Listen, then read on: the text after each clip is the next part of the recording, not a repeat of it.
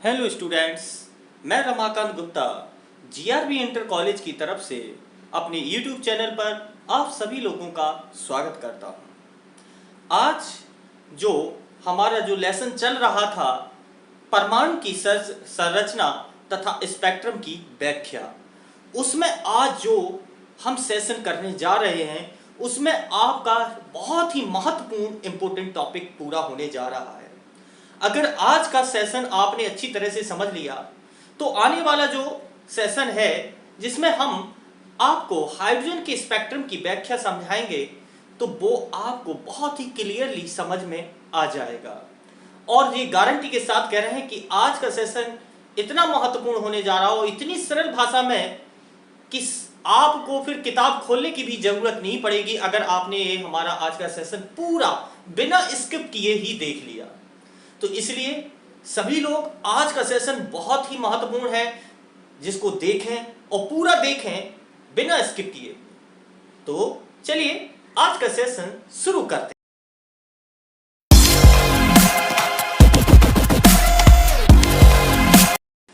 तो आज हम सबसे पहले बात कर रहे हैं स्पेक्ट्रम। स्पेक्ट्रम क्या है? तो स्पेक्ट्रम की हम बात कर लेते हैं। तो आपको बता दें, क्योंकि हाइड्रोजन स्पेक्ट्रम का ही हमको ये लेसन दिया गया है जिसमें हमको अध्ययन करना है।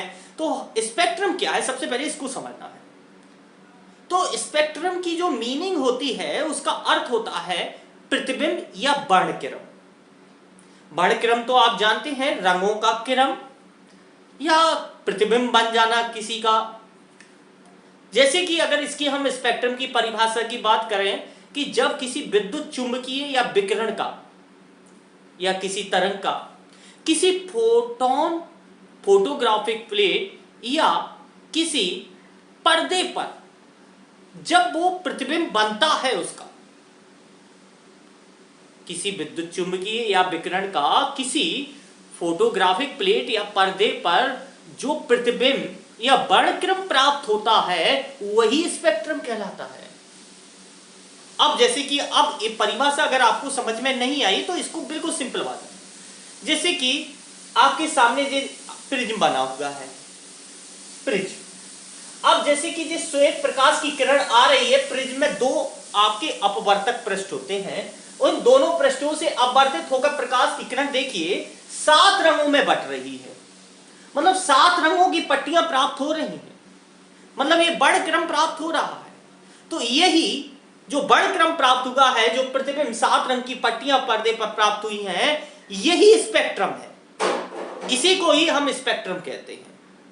मतलब किसी विद्युत श्वेत प्रकाश की किरण है, मतलब किसी विद्युत चुंबकीय किरण या विकिरण का किसी फोटोग्राफिक प्लेट या पर्दे पर जो पर्दा है, पर्दे पर जो हमको प्रतिबिंब प्राप्त हो रहा है, 7 रंगों की पट्टियां प्राप्त हो रही हैं, जो वर्णक्रम प्राप्त हो रहा है, वही स्पेक्ट्रम है। मतलब जो 7 रंग की पट्टियां प्राप्त हो रही हैं, यही वर्णक्रम है, यही प्रतिबिंब है, यही स्पेक्ट्रम है। तो अब आपको समझ में आ गया होगा स्पेक्ट्रम क्या है। स्पेक्ट्रम 2 प्रकार के होते हैं। एक तो उत्सर्जन स्पेक्ट्रम होता है और एक अवशोषण स्पेक्ट्रम होता है। उत्सर्जन स्पेक्ट्रम यही है कि जब एक प्रकाश की किरण या एक विकिरण कई विकिरणों में बढ़ जाता है, कई रंगों में उत्सर्जित हो जाता है। जैसे कि प्रिज्म से दोनों पृष्ठों से अपवर्तित होकर 7 रंगों में विभक्त हो रहा है विबग्योर में, तो इस तरीके से हम कह सकते हैं कि ये आपका उत्सर्जन स्पेक्ट्रम है। और जो उत्सर्जन स्पेक्ट्रम होता है वो भी 2 प्रकार का होता है। एक होता है सतत और एक होता है रेखीय। सतत स्पेक्ट्रम क्या है? सतत स्पेक्ट्रम क्या है तो देखिए, सबसे पहले एक प्रिज्म में सबसे ऊपर वाला चित्र देखिए। ये 3 चित्र बने हुए हैं आपके। इन तीनों चित्रों में हम आपको बताने जा रहे हैं कि क्या है। तो सबसे पहला चित्र देखिए, सबसे ऊपर वाला। सबसे ऊपर वाले चित्र में देखिए कि प्रिज्म में एक प्रकाश की किरण आ रही है और वो 7 रंगों में विभक्त हो रही है, 7 पट्टियां बन रही हैं। ये आपका सतत स्पेक्ट्रम है। और कैसा है? सतत उत्सर्जन स्पेक्ट्रम है। दूसरा चित्र देखिए, अगर हम किसी वाष्पशील गैस में विद्युत विसर्जन कर दें या गर्म गैस ले लें, हॉट गैस ले लें, और फिर उससे जब विकिरण निकलेगा हॉट गैस से या विद्युत विसर्जन कराने पर किसी वाष्पशील गैस में जब विकिरण निकलेगा और प्रिज्म के दोनों पृष्ठों से अपवर्तित होकर गुजरेगा तो देखिए रंगीन पट्टियां प्राप्त होंगी। आपको पतली पतली देखो पट्टियां प्राप्त होंगी। तो पतली पतली पट्टियां प्राप्त हो रही हैं। इसके बाद सतत और रेखीय स्पेक्ट्रम। तो ये आपका जो पहला चित्र है वो है सतत स्पेक्ट्रम और जो दूसरा चित्र बना हुआ है नीचे दूसरे नंबर पर वो है रेखीय स्पेक्ट्रम। क्योंकि उसमें रेखाओं के द्वारा रेखाओं के रूप में पतली पतली रंगीन पट्टियां प्राप्त हो रही हैं कुछ गैप के अंतराल पर। इसके बाद दूसरा स्पेक्ट्रम होता है, ये तो उत्सर्जन स्पेक्ट्रम होगा जी, पहला दूसरा दोनों हो गए रेखीय सतत। अब इसके बाद दूसरा जो स्पेक्ट्रम होता है वो होता है अवशोषण स्पेक्ट्रम। अवशोषण स्पेक्ट्रम क्या है वो देखिए तीसरे नंबर का चित्र। तीसरे नंबर के चित्र में क्या कहा जा रहा है कि जब किसी ठंडी, देखिए कोल्ड गैस, जब किसी कोल्ड गैस से होकर ठंडी गैस से होकर अगर कोई विकिरण गुजारा जाता है या हम कह देते हैं किसी घोल से होकर कोई विकिरण गुजारा जाता है तो क्या होता है कि वो श्वेत प्रकाश की किरण का कुछ, क्योंकि उसमें 7 रंग तो होते ही हैं, जो श्वेत प्रकाश की किरण होती है श्वेत प्रकाश होता है, 7 रंग उसमें मिले रहते हैं। उनमें से कुछ रंग उसमें क्या होते हैं उस घोल में या उस कोल्ड गैस में विसर्जित हो जाते हैं, मतलब अवशोषित हो जाते हैं। और जब वो प्रिज्म से निकलते हैं तो काले रंग की कुछ पट्टियां निकलती हैं, काले रंग की पट्टियां दिखाई देती हैं, वही अवशोषण स्पेक्ट्रम है। तो अब आपको तीनों में समझ में आ गया होगा, अगर प्रिज्म से अगर प्रकाश निकलता है दोनों पृष्ठों से अपवर्तित होकर 7 रंग विबग्योर के रूप में दिखाई देते हैं तो वो आपका सतत स्पेक्ट्रम है, सतत उत्सर्जन स्पेक्ट्रम है। और अगर रंगीन पट्टियां दिखाई देती है कुछ गैप के अंतराल पर विद्युत विसर्जन कराने पर या गर्म गैस से होकर गुजारते हैं प्रिज्म से होकर, तो वो आपका रेखीय स्पेक्ट्रम है क्योंकि रेखीय रूप में प्राप्त होता है। और जो तीसरा चित्र है, अगर किसी कोल्ड गैस से या किसी घोल से अगर हम कोई विकिरण गुजारते हैं तो प्रिज्म से अपवर्तित होकर वो काले रंग की कुछ पट्टियां दिखाई देती हैं, तो वह है आपका अवशोषण स्पेक्ट्रम होता है।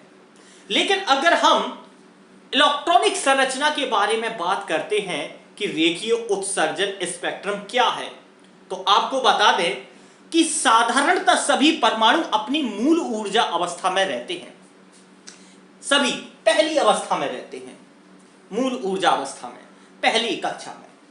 तो साधारणतः सभी परमाणु अपनी मूल ऊर्जा अवस्था में रहते हैं। जब इन्हें बाहर से उपयुक्त ऊर्जा मिल जाती है तो वे अपनी मूल अवस्था को छोड़कर उच्च अवस्था में पहुंच जाते हैं और वहां 10 की घात -8 सेकंड तक रुककर अपनी कक्षा में वापस लौट आते हैं, अपनी कक्षा में वापस लौट आते हैं।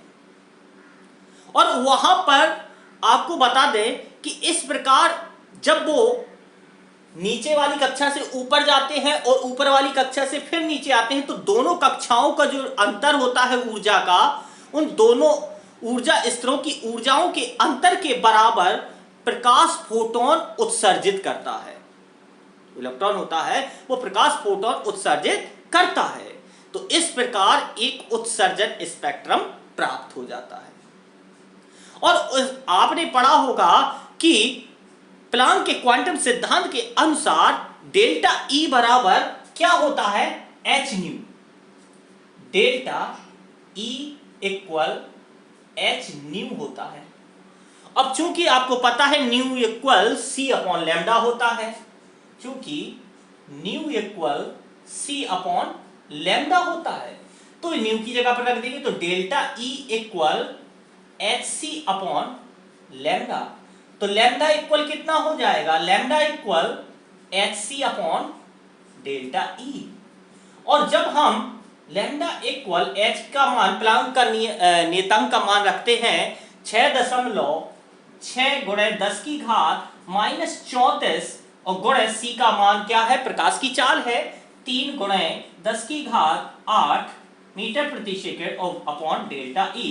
जब इसको हल करते हैं तो इक्वल, तो इसका जो वैल्यू आएगी तो एंगस्ट्रॉम के रूप में लिख देते हैं 12375 अपॉन डेल्टा ई एंगस्ट्रॉम। जैसे कि हमने पहले लैम्डा का formula 1 upon lambda equal R bracket में 1 upon n1 minus 1 upon n2 का स्क्वायर जे वाला फॉर्मूला बताया था, n1 square minus 1 upon n2 square, तो वो उससे भी निकाल सकते हो तरंग दैर्घ्य, और इस फॉर्मूले से भी निकाल सकते हो। सीधा डायरेक्ट ये फॉर्मूला लगाएंगे कभी भी तरंग दैर्घ्य निकाल सकते हैं।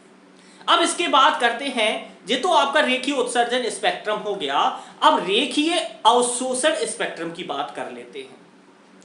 तो जब श्वेत प्रकाश में आपको बताया कि सभी प्रकार की ऊर्जाओं के फोटोन होते हैं, क्योंकि सभी प्रकार के 7 रंग मिले होते हैं, तो श्वेत प्रकाश में सभी ऊर्जाओं के प्रकाश फोटोन होते हैं। और जब यह प्रकाश किसी पारदर्शी, जैसे प्रिज्म है, जब किसी पारदर्शी माध्यम से गुजरता है, तो उस पदार्थ के परमाणु में केवल उन ऊर्जाओं के प्रकाश फोटोन को अवशोषित कर लेते हैं। तो पदार्थ के परमाणु क्या कर लेते हैं? केवल उन ऊर्जाओं के प्रकाश फोटोन को अवशोषित कर लेते हैं जिसमें निम्न ऊर्जा स्तर से उच्च ऊर्जा स्तर में पहुंच सके। केवल उन्हीं प्रकाश फोटोन को अवशोषित करते हैं जो निम्न ऊर्जा स्तर से उच्च ऊर्जा स्तर में पहुंच सके। इस प्रकार के स्पेक्ट्रम में कुछ काले रंग की रेखाएं प्राप्त होती हैं, और इन्हीं काली रेखाओं को पदार्थ का अवशोषण स्पेक्ट्रम कहते हैं। नीचे से ऊपर जाना। तो आपको बता दिया है कि स्पेक्ट्रम क्या है, स्पेक्ट्रम कितने प्रकार का होता है, और रेखीय उत्सर्जन स्पेक्ट्रम क्या है, और रेखीय अवशोषण स्पेक्ट्रम क्या है। इसकी पीडीएफ नोट भी हम आपको उपलब्ध करा देंगे। वैसे तो हमने करा चुके हैं, परसों हमने सभी लोगों को पीडीएफ फाइल उपलब्ध करा दी थी। जिनको ना मिली हो तो वो हमारे व्हाट्सएप नंबर पर अलग से कांटेक्ट करके हमसे हर सेशन की पीडीएफ फाइल मंगा सकते हैं, हर लेसन का पीडीएफ नोट ले सकते हैं, जिससे आप उसको अपने घर पे अपने नोट में रिकॉर्ड कर लें और बोर्ड एग्जाम की बेहतरीन तैयारी करने के लिए हमसे जुड़े रहिए। और आपको एक चीज और बता दें, क्योंकि बहुत ही जल्द आपके लिए एक विशेष सेशन लेकर आ रहे हैं हम आपके लिए, जिसमें आपको अपने ही बुंदेलखंड क्षेत्र से निकले हुए प्रतिभाशाली जो प्रतिभाएं हैं, जो इस समय सफलता के ऊंचाइयों पर, बुलंदियों पर पहुंच चुके हैं, जो विदेशों में भी कुछ हैं, जो अपना कैरियर बना चुके हैं अपने इंडिया में या विदेशों में हैं, उन लोगों से लाइव आपका वार्तालाप, आपके क्वेश्चन पुटअप करवाएंगे, आपको जवाब मिलेंगे, आपको दिशा मार्गदर्शन मिलेगा उनसे। तो जुड़े रहिए हमसे। अगर आपको कहीं भी कोई डाउट है तो आप हमसे अलग से कांटेक्ट करके पूछ सकते हैं। अगर आपको अच्छा लगा है हमारा ये सेशन, तो हमारे इस वीडियो को लाइक करें, शेयर करें और हमारे चैनल को सब्सक्राइब जरूर कर लें। Thank you so much.